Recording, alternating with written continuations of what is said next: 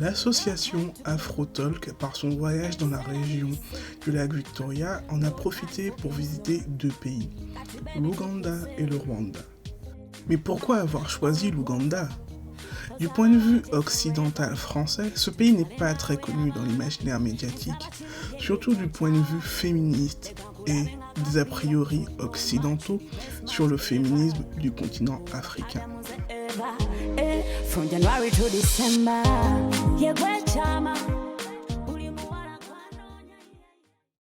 L'Ouganda recouvre 240 000 km², soit l'équivalent du Royaume-Uni.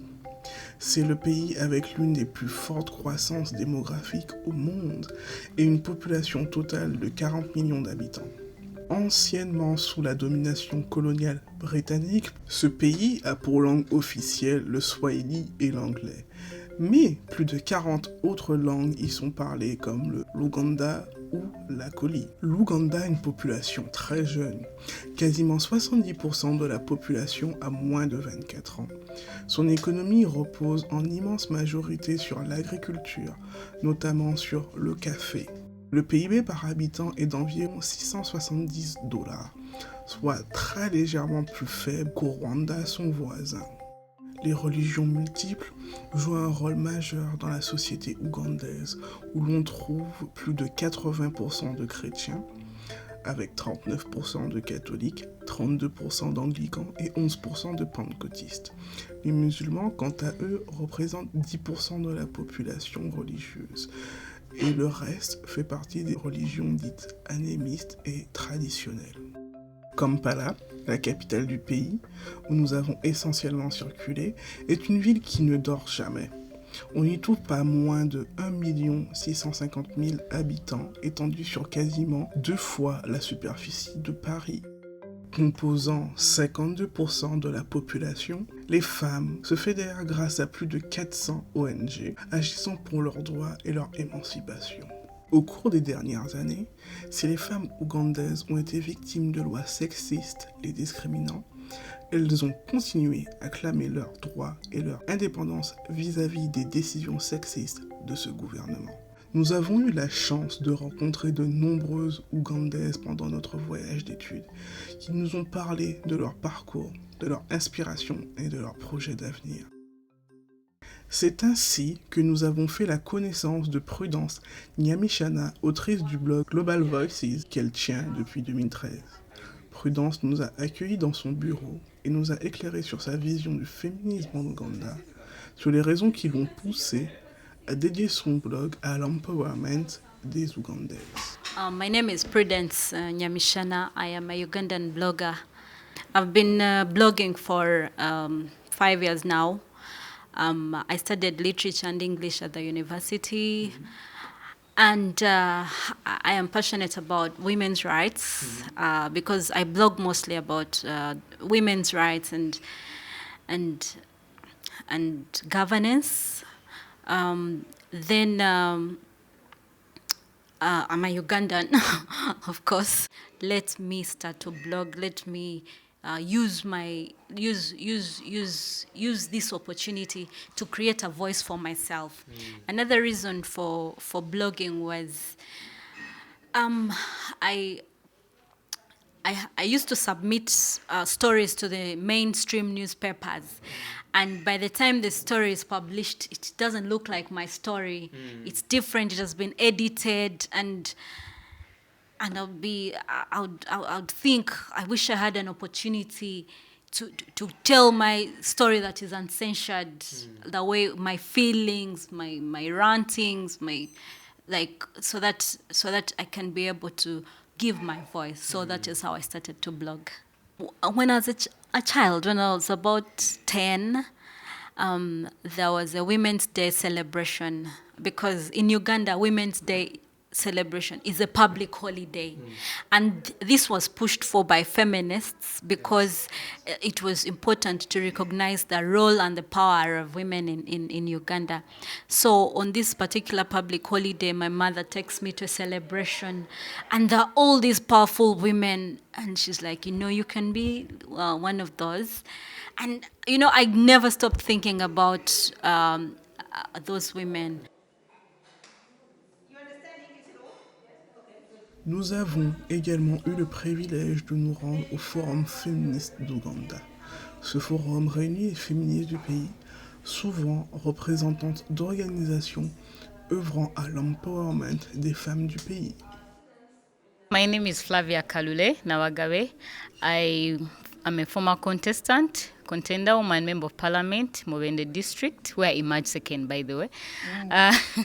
I'm also the yearly Regional Leadership Center, East Africa Alumni Chapter of Uganda chairperson in Uganda. And I used to work with Forum for Women in Democracy. It's interesting because I was the coordinator of the Uganda Feminist Forum while I was still working at Forward. So for me, this is a very intimate and personal space for me. It's a space where we come as women to redefine our values, redefine our beliefs, question certain things that society takes for granted or legitimizes, look at how women can more effectively engage, but also redefining feminism. Because I wake up every day and I need to get acclimatized to the definition of feminism. What is feminism? Who is a feminist? I am a feminist, and I proudly put that everywhere, wherever I go, on my CV, in spaces where I go. I interact with so many people and I tell them I'm a feminist. But on a constant basis, I also have to ask myself, who is a feminist? What is feminism? Because I find this definition most of the times keeps changing because of the way people look at it and the angle and all that. So for us, the Uganda Feminist Forum is that space that one nurtures the spirit of feminism within you. The second thing is it reaffirms you as a feminist, your principles, your values, your beliefs.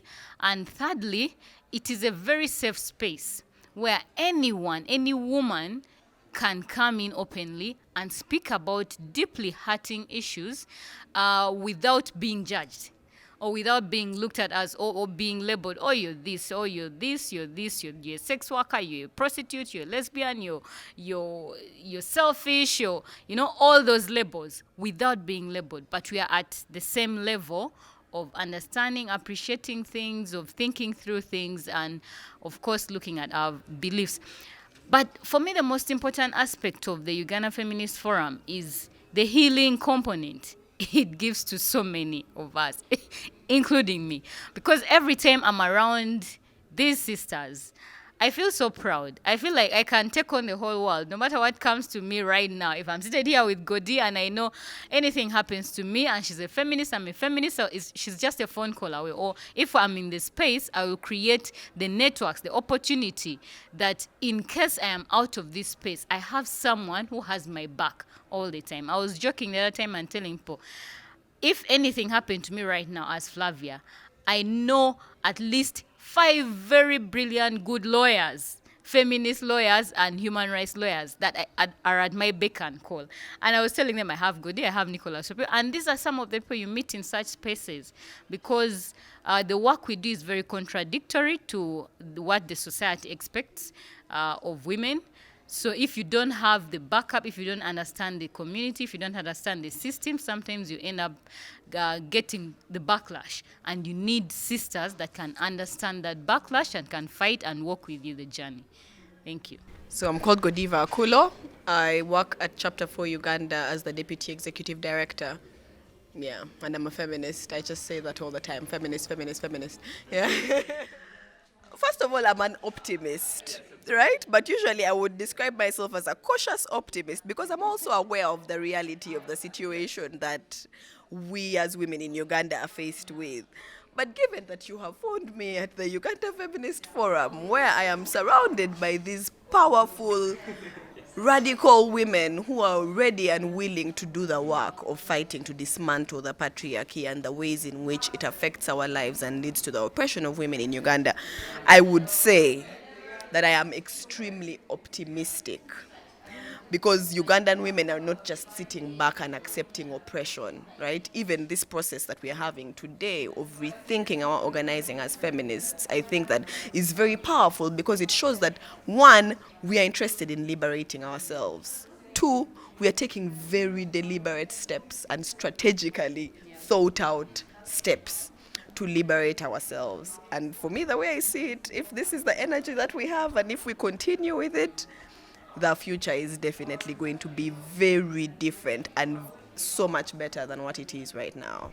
Yeah. Thank you. I actually hold similar views. First of all, yeah, we know we are very much aware of the plight women are suffering within the country. But the most interesting bit and the most encouraging one is the fact that so many women are out there doing so many good things to change the status quo. So this alone shows that we are walking a journey. We are getting somewhere, and we are not giving up, and we are not even about to give up, which is the most important thing. We haven't yet lost hope. It is not all gone to the dogs. So for us, this is very outstanding, and it shows courage. It shows charisma. We may have a few single examples where we have some women getting isolated, and people will be wondering, where is the feminist movement? Where are the feminists? Where is the women's movement? Where are they? We don't see them coming up to rally support for this cause or for this person. But I think at an organizational level, organizations organize differently. So some may be silent but doing a lot of underground work, towards the cause. Others may come out because they're activists, and they'll be there and they'll be doing that kind of work. Others may be thinking through the processes and ensuring that people get things done.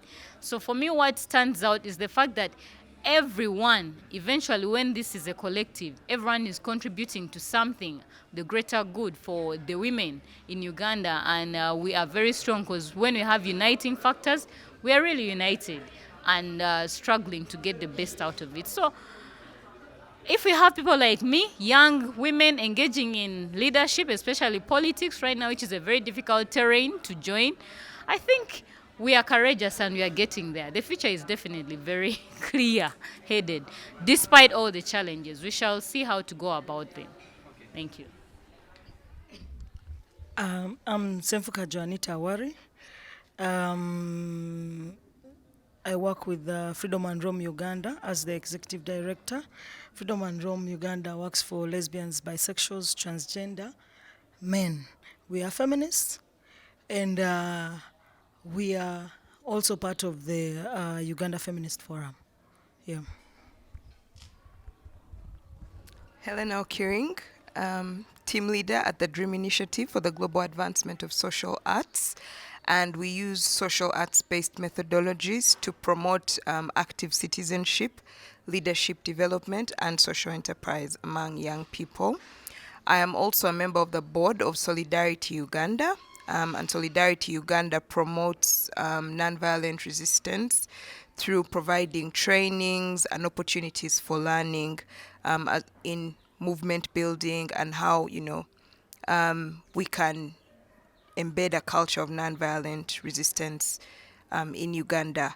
As a member of, I associate with this space in my capacity as a youth activist and also a women's rights advocate.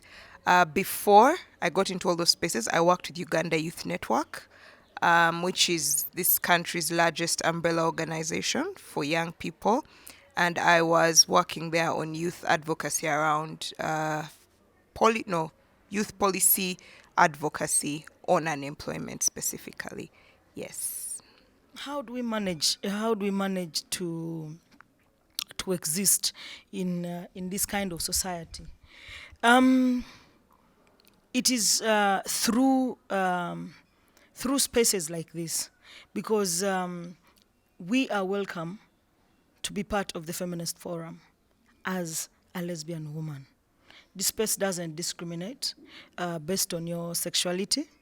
So it's a space where we share, where we talk about our issues, and also when we had the bill, the anti-homosexuality bill, the group that helped us to fight, who took the first step, were feminists, who came together.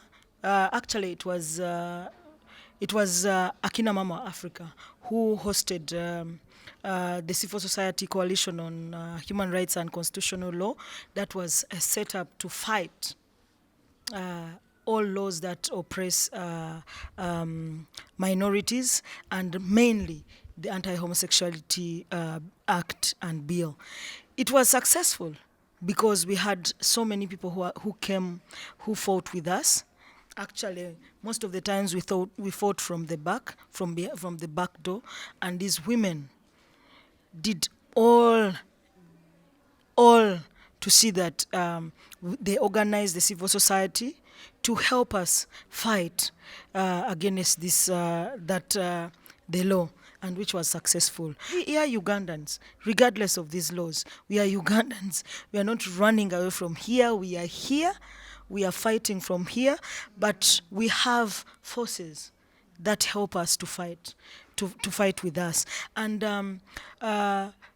the dialogues, the discussion, actually the introduction of the anti-homosexuality bill created a lot of, it has its negatives and its positives, because Ugandans who never believed that homosexuals exist within Uganda started acknowledging that indeed there are homosexuals within us, and homosexuals can be your sisters or your brother, your auntie or your friend.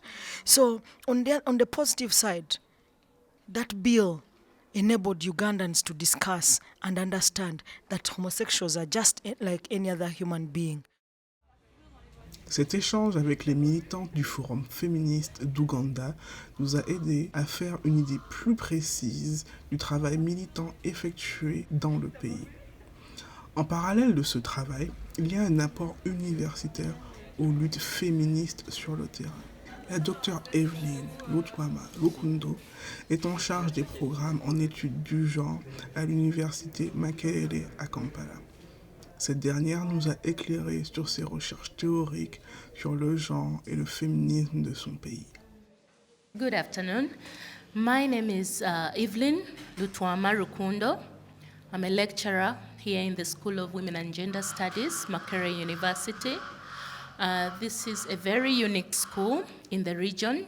Very few universities have a full-fledged School of Women and Gender Studies. So we are really privileged to have this structure. For instance, you've come in here, you see it's a storied building, and it has an establishment of 21 staff. Majority of them are women because it's a women school. I teach here, I've already told you that. I'm a lecturer here, and the papers I usually teach, the first year paper called Gender, Culture and Society. I teach another one for second year students, undergraduate students. This is gendered identities, the construction of gendered identities, the reconstruction, and everything about gendered identities. I also coordinate the master's program and the PhD program of this school. And I'm very interested in researching on gender and entertainment. That's really my comfort zone. I like to talk about artists, musicians, actors, actresses, directors, etc. That's my kind of thing. I really enjoy doing it because very few Ugandan scholars are into that, you know, so it's a unique area. You see, when you talk of gender and gender equality, you must be aware of differences that cut across race and class and age. And so when we talk of women, we can't talk about them as if they're uniform. Even in this Uganda, where you are now, well, you found me in a classroom environment, or you found me in this building that doesn't look as impoverished as most of the documentaries you've come across. But you will go down in the rural areas and you'll find the kind of pictures you're used to about women. So as we talk about women's empowerment, and maybe the feminist movement, I can't prescribe one way of doing it. I think it is very circumstantial. It depends on where you are. Stella Nyanzi has made a very strong mark on so many Ugandans. Some, of course, were shocked and flabbergasted that she would use such an approach, but some believe, well, her approach has brought about some difference. You know, the issues she's talking about are not new. We've been talking about this for a very long time, so why the silence around them when they've been around for a very long time? Probably her approach was effective in some measure. So it all depends on where you're situated as a woman. Of course, there are places where you've got to be really careful how you apply your advocacy, and there are places where you can go and shout and riot and demonstrate and do everything that you want to do. It all depends on the circumstances that you are operating in. If I speak as a lecturer of gender, I think it is okay for me to be radical, because it is expected. I, after all, teach gender. But a married woman who is known to be submissive, you know, I believe there are also ways that she manages to change the circumstances in her life without necessarily being very radical. So in the Ugandan setting, I think that quite a variety of ways of going about it can work for us. But I can talk about one artist that I've written about. She's called Shiba Karungi. She has quite a number of songs. She's quite hot in Uganda today. And I wrote this article on her concerning her fashion, the way she dresses up. She puts on see-through clothes. She puts on hot pants. She's quite free with her body. This is a Ugandan girl who is aware of all the restrictions we have concerning our dress code, but she's made her choice, and she's not an individual. I mean, quite a number of Ugandan young women don't really care what you have to say about their dress code. This is their choice. And if you ask them, quite a number of them will tell you off concerning miniskirts. I mean, if they think they are smart, then what's it about sexuality you're talking about? They don't even believe in these arguments that short clothes are the factor responsible for rape cases. They don't believe that. They believe that men should be able to control themselves. Men are not animals, you see. Just because you see something attractive means you should go ahead and rape it. No, you've got to have some kind of self-control as a man. Otherwise, those justifications just make us think that men are animals. As soon as they see something, then they just want to jump on it and, you know, do whatever they want to do with it. So I think it all depends on the generation and also on the interests of people. It's not just young girls who dress that way. I know older people who prefer to dress that way. I know people who are outspoken. You know, regardless of the fact that people think we should be submissive and, you know, soft-spoken. I know those who are very aggressive. I don't know whether you've heard of Miriam Matembe as a Ugandan feminist. She will tell you off. She will say men who rape girls should be castrated, you know, and throw whatever it is to the dogs to eat it. So there are those kinds of Ugandan women, and there are those soft-spoken Ugandan women. It all depends on the circumstances, upbringing, and desires. Ainsi, l'Ouganda est parcouru par de nombreux combats militants féministes, continuant ainsi une tradition remontant au mouvement indépendantiste datant de la décolonisation. De multiples associations ont émergé dans le pays pour amplifier leurs paroles et défendre les droits des femmes. Les mouvements s'organisent et parviennent aujourd'hui à peser sur les politiques du pays, espérant un jour pouvoir apporter un changement dans leurs conditions. From January to December,